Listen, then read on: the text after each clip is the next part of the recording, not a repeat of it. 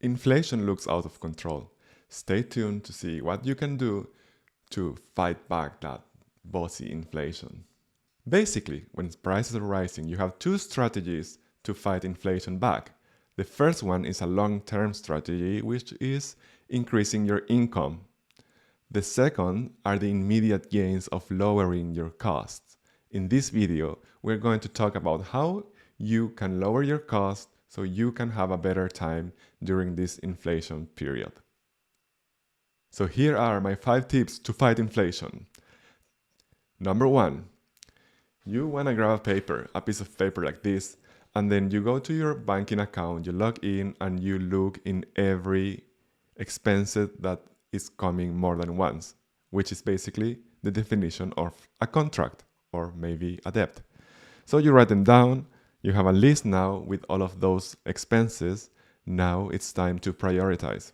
Do you really need Netflix? If yes, maybe it's time for sharing a password. Are you really going to that fitness studio, to that gym? If you're not going there anymore, it's time to cancel. And you might find out several contracts you even forgot you have and you haven't canceled them anyway.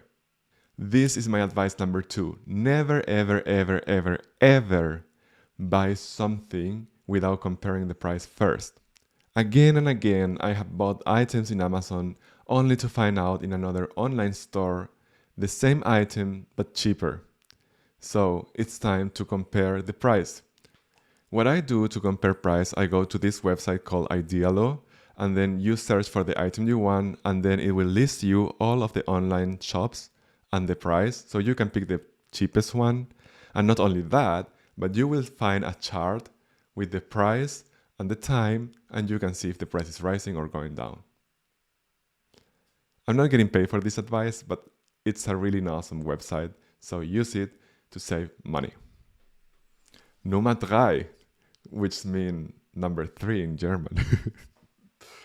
So silly. Don't fall for marketing tricks. Especially if you're hooked up in your phone and Instagram or whatever, marketing use mind tricks to get into your mind and make you believe you want something so bad that you need it. But actually you don't need that. So be aware of that.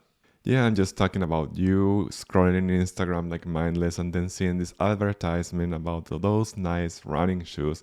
And then you talk to yourself like, man, I have run so much this year that I really, really earned these shoes. They are so nice. They're going to make me run faster. I'm going to heal my knees. And not only that, but every time I'm running outside, every single person is going to turn around and look at my shoes and say, wow, those are nice pair of shoes.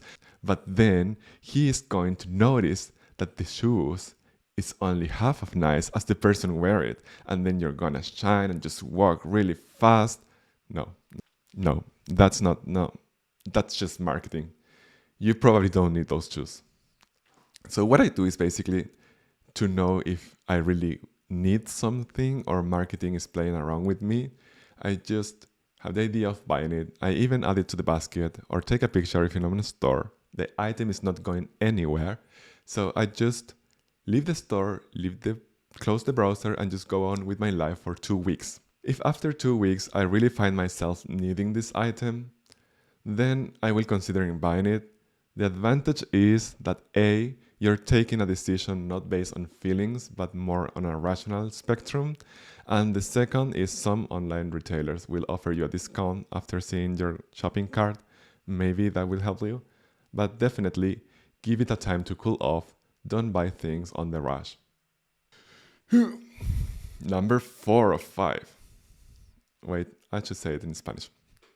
Número 4, which means number 4 in Spanish. Well, Too Good To Go is a website that will connect bakeries which are about to throw their stuff away to users. So before they throw it away, they will sell it with a really huge discount. I'm talking about like paying €2 and getting a big bag full of bread. So do that. You just go to this website, select your closest bakery, and they might offer some discount. Usually you have to pick this bag when the bakery is about to close. So in Germany that will be 4 or 5 p.m. But then you will get a really huge discount. I can really recommend it for your wallet, not so much for your belly. This is advice number 5. And I take this advice personal because in Germany you usually have to pay a fee for maintaining your bank account. But this is nonsense. I'll tell you why.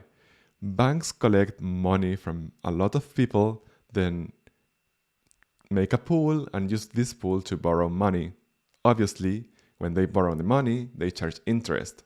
So the bank, in an indirect way, is using your assets to borrow money to profit. On top of that, they want you to pay a maintenance fee. Crazy. Today, there are many banks offering you an online solution where you don't have to pay anything at all. So it's just free, just save the money. When I bring this topic to Germans up, they usually tell me, okay, but this online banking, I don't have this financial advisor. In Germany, they call him Finanzberater. I usually tell them, dude, that guy is going to do anything but help you. He's not a Finanzberater, he's not a financial advisor. He's just there to sell you and to push you products. He's a salesman. He's your personal salesman. Now, this is where you can profit from this. My bank is called N26 and they give me a link to share to you. And if you open that account through my link, I will get 30 euros for recommending the bank. This is where you get interesting. As you can see through this screen, you can actually see the people that I've sent the invitation and from whom I got the money. Now my plan is, I'm not keeping those 30 euros. I'm going it back to you. So you are going to be better off fighting inflation with those 30 UC euros. Now you might be wondering, yeah, but how on earth I'm going to know if you're going to deposit me this 30 euros? And my answer to that is, you will have to trust me. I'll give you my word that if I get a notification in my handy, if I just see that someone opened an account through this link, I'm going to give them back those 30 euros. I mean, in the good old time, word meant a lot. Have my word, I'm gonna give you your 30 euros. That's it for this video. I hope these tips will help you. If you have any other question about how to save money or do better with your money here in Germany or in Europe, just let me know. We'll be writing you, all of you, back. I'll see you next time. What is that like?